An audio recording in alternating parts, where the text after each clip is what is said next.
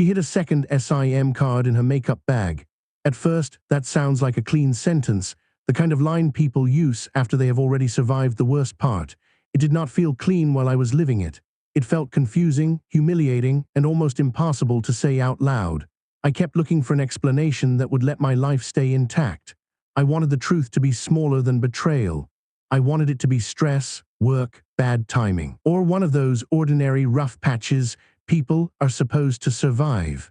The problem was that my instincts had been collecting evidence long before my mind was ready to name it. For a long time, our marriage looked normal from the outside.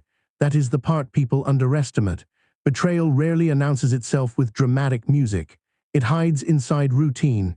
It sits beside shared bills, casual dinners, family plans, inside jokes, and the small habits that make two people feel permanent. When something changed, I did not immediately call it danger. I called it stress. I called it a phase. I called it anything that would not force me to admit that the person closest to me might be lying with a level of comfort I did not know she had. The early signs were easy to explain away because each one looked harmless by itself. A phone turned face down, a late reply, a sudden need for privacy, a schedule that shifted just enough to bother me but not enough to accuse.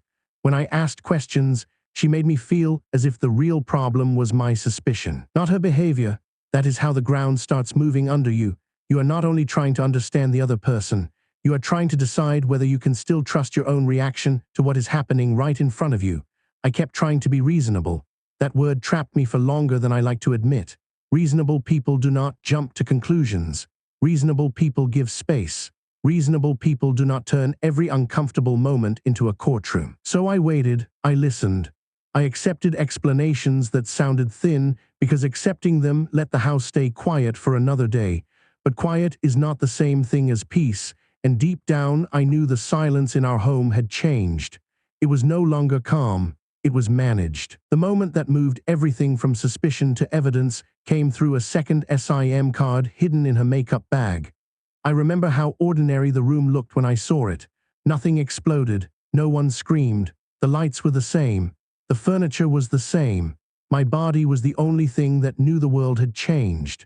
My stomach dropped, my hands went cold, and for a few seconds I just stared at the proof because I understood that once I accepted what I was seeing, I could never return to the version of life I had been protecting. That is the strange cruelty of a reveal. The object itself can be small, a message, a receipt, a calendar entry, a photo, a saved address, a line that was never meant for you. But the meaning behind it is enormous.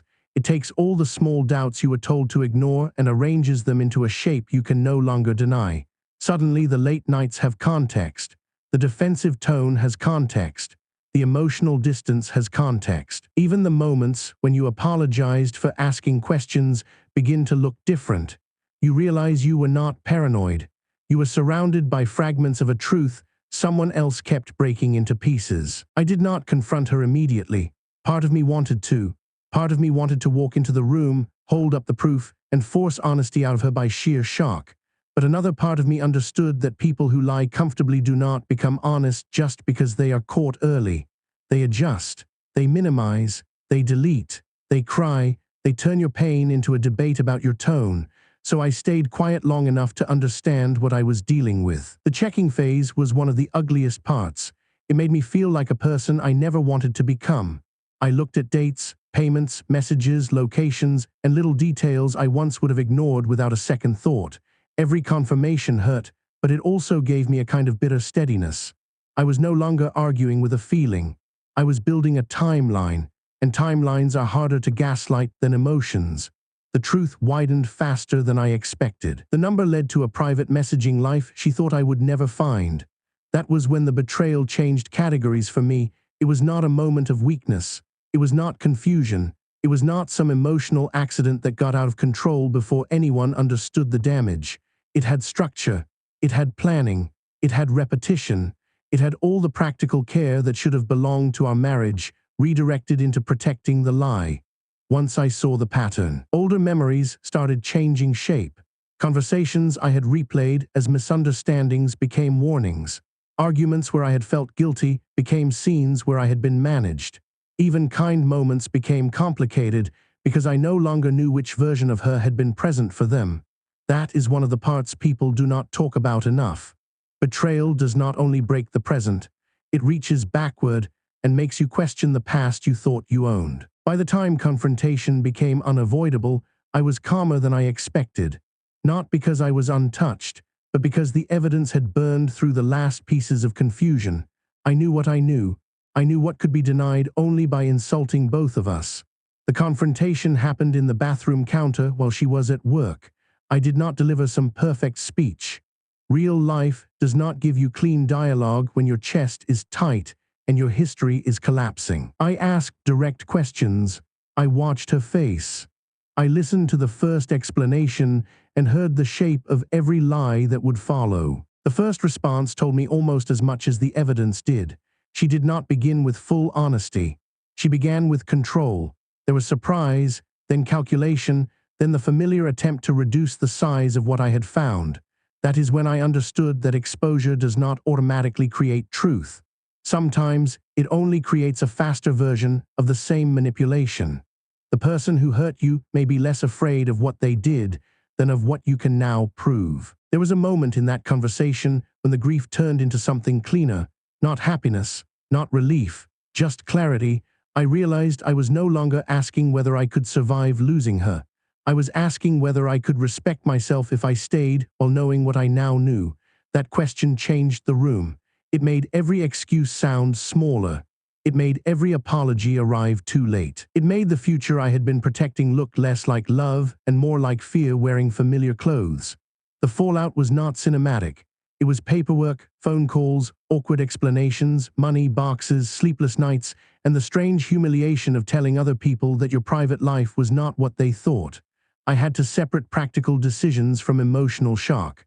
I had to decide what to say, what to save, what to protect, and what to stop carrying. Betrayal does not end when the secret comes out. In many ways, that is when the real work begins. There is a particular kind of humiliation that arrives after the first shock fades. You start wondering who else noticed. You wonder who was quiet to protect themselves, who was quiet to protect her, and who simply did not know what to do with the pieces they had seen. That question can become its own wound if you let it. I had to remind myself that the shame belonged to the person who built the lie, not to the person who finally discovered it. The practical side was colder than the emotional side. Feelings wanted answers, but paperwork wanted dates. Feelings wanted a confession, but bank accounts, housing, messages, and family conversations demanded decisions. That contrast was brutal. I could be devastated in one moment and then forced to sound organized 10 minutes later. Betrayal makes you grieve while doing administration for the life that just collapsed. I realized the secrecy was engineered, not accidental. That decision did not make the pain disappear. It simply gave the pain direction. Instead of circling the lie, I started moving away from it. Some days that movement looked strong. Other days it looked like getting through work without falling apart. Healing was less dramatic than discovery. It was made of repeated choices that no one clapped for. Eating something, answering one necessary call, sleeping a little, refusing to reread old messages, and letting silence become protection instead of punishment. I also had to accept that closure would not come from her. That was hard. I wanted the clean confession, the full apology, the one sentence that would make the story morally understandable. But people who build long lies are often very bad at offering clean endings. They give fragments. They give excuses. They give regret only after consequences arrive. Eventually, I stopped waiting for her to explain the damage in a way that made it easier to carry. Recovery became less about understanding her and more about trusting myself again. I had ignored too many signals because I wanted to be fair. I had softened too many questions because I did not want to sound insecure. Rebuilding meant making a different promise to myself.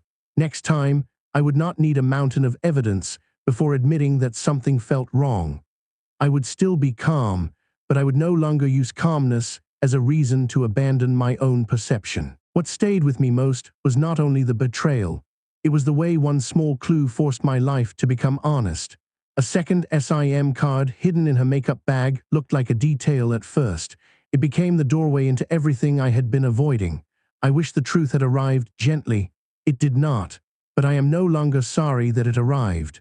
A painful truth still gives you choices. A comfortable lie will keep stealing from you. If there is anything I would say to someone living inside that kind of confusion, it is this: pay attention to the part of you that keeps trying to make the story make sense.